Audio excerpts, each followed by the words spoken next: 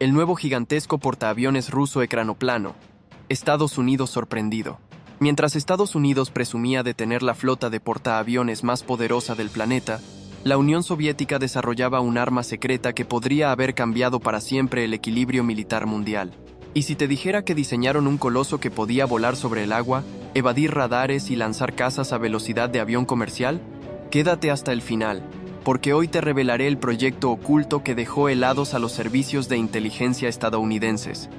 ¿Y por qué su misteriosa desaparición aún genera temor? El sueño de Bartini.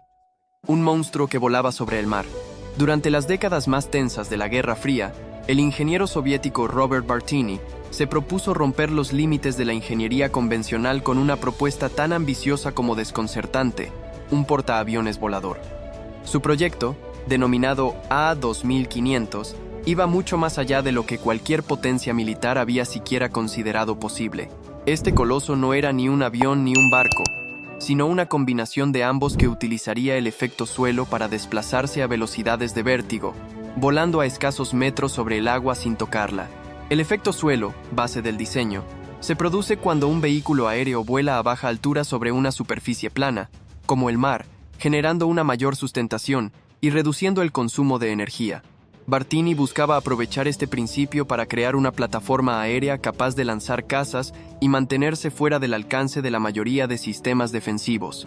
Con más de 2.500 toneladas de peso estimado, el A-2500 no solo era una rareza técnica, sino una amenaza real que podía alterar completamente la estrategia naval global. Tecnología revolucionaria a décadas de su tiempo. Las dimensiones del A-2500 lo colocaban en una liga propia, con cerca de 180 metros de longitud y más de 120 metros de ancho. Su superficie útil superaba ampliamente la de cualquier aeronave existente. A bordo, podía albergar una flota completa de 20 cazas de combate y aeronaves de reconocimiento. A diferencia de los portaaviones tradicionales que requieren catapultas y cables de detención, esta nave proporcionaba una plataforma en movimiento donde los aviones podían despegar sin asistencia adicional, aprovechando la velocidad del propio vehículo. Su sistema de propulsión era también innovador. Incorporaba 10 motores a reacción, 6 en la parte frontal, que se orientaban hacia abajo para generar una capa de aire densa que lo mantenía en suspensión, y 4 en la parte trasera, responsables de empujarlo hacia adelante. Esta doble configuración permitía una combinación de elevación y velocidad pocas veces vista. Era, en esencia, una base aérea móvil que surcaba los mares a la velocidad de un avión comercial, pero con las capacidades operativas de una flota entera. Invisible, imparable y mortal. Una de las mayores virtudes del A-2500 era su capacidad de evasión. Volando a solo 20 metros de altura, quedaba fuera del alcance de la mayoría de los radares navales, que están diseñados para detectar blancos aéreos a gran altitud o embarcaciones sobre la superficie. Esta posición intermedia lo convertía en un blanco prácticamente invisible. Además, su rapidez le daba una ventaja estratégica.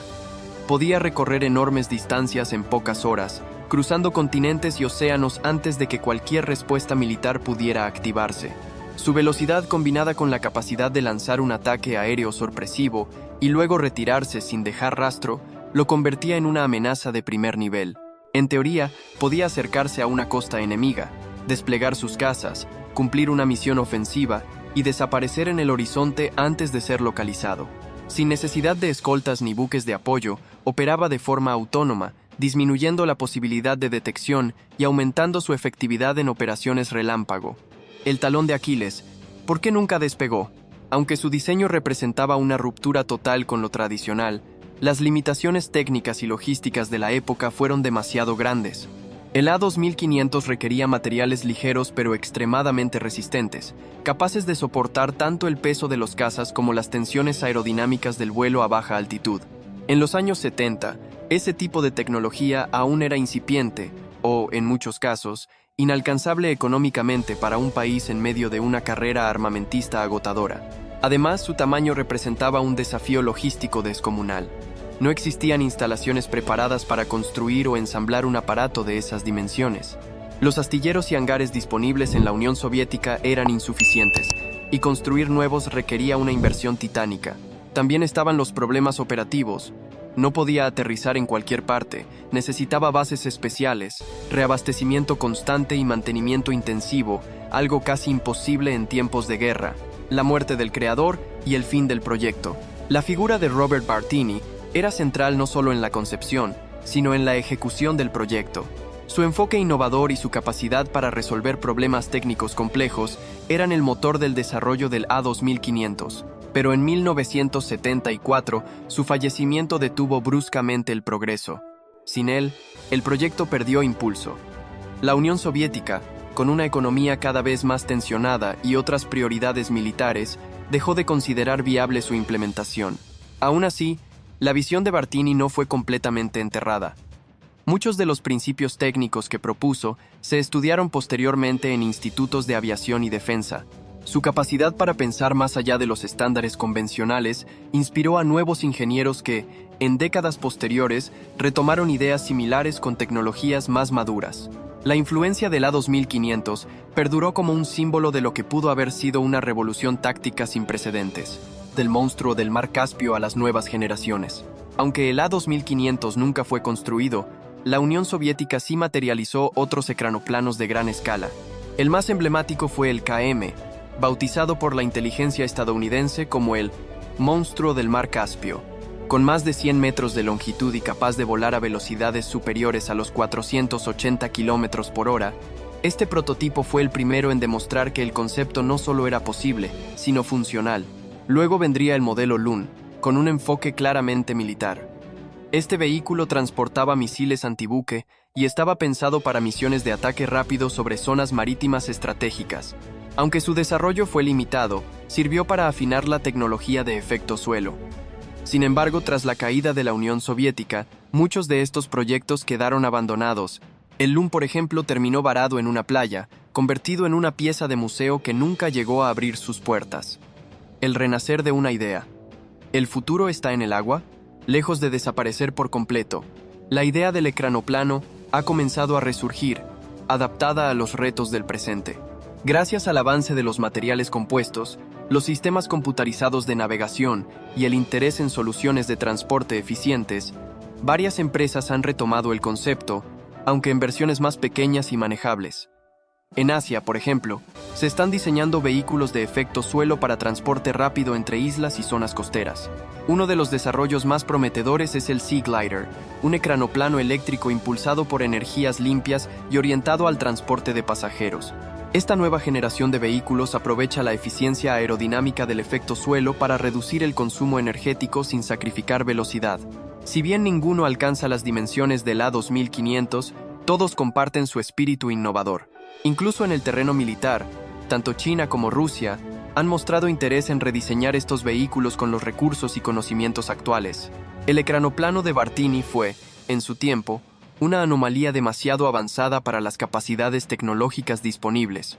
Pero hoy, su legado se manifiesta en nuevas formas, recordándonos que la línea entre lo imposible y lo visionario a menudo solo depende del momento en que se intenta.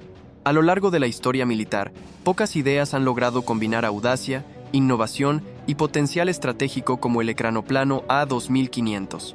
Lo que Bartini propuso no era simplemente una mejora de los sistemas existentes, sino una transformación completa del paradigma naval. Imaginó un vehículo capaz de borrar la línea entre cielo y mar, uniendo lo mejor de ambos mundos: la velocidad y movilidad del avión, con la capacidad logística y operativa de un portaaviones. Su diseño desafiaba no solo las capacidades tecnológicas de su tiempo, sino también la imaginación de sus contemporáneos. El A2500 prometía ser invisible, veloz, sorpresivo y letal, todo a la vez. Sin embargo, ese mismo grado de ambición lo convirtió en un proyecto inalcanzable, víctima de sus propias exigencias técnicas y del contexto económico y político de una Unión Soviética en declive. Estados Unidos, al enterarse de su desarrollo, comprendió que, de haberse materializado, habría tenido que repensar por completo su estrategia naval. Un arma así, con capacidad para cruzar océanos en cuestión de horas y lanzar ataques imprevisibles, habría sido un factor desestabilizador en la Guerra Fría. Y aunque nunca se construyó, el concepto sigue generando respeto e inspiración. Los avances actuales en materiales, energía y automatización han traído de vuelta la posibilidad de vehículos similares, aunque en versiones más prácticas y adaptadas a usos civiles y comerciales. Lo que parecía ciencia ficción estuvo muy cerca de cambiar la historia militar. A veces, los proyectos más extraordinarios no fracasan por falta de visión, sino porque el mundo aún no está preparado para ellos. El ecranoplano a 2500 nos recuerda que detrás de cada idea imposible hay una semilla de futuro esperando el momento adecuado para florecer. Un portaaviones que vuela, invisible al radar, más rápido que cualquier buque de guerra, y que simplemente desapareció. El A2500 fue una idea adelantada a su tiempo, un arma que pudo haber cambiado el juego. Hoy, 50 años después, su legado sigue vivo en cada innovación que desafía los límites del mar y el aire. ¿Crees que el mundo habría sido distinto si el A2500 hubiera surcado los océanos? Déjanos tu comentario en la parte de abajo. Y no olvides suscribirte y activar la campana de notificaciones para descubrir más historias ocultas como esta. Nos vemos en la próxima ocasión.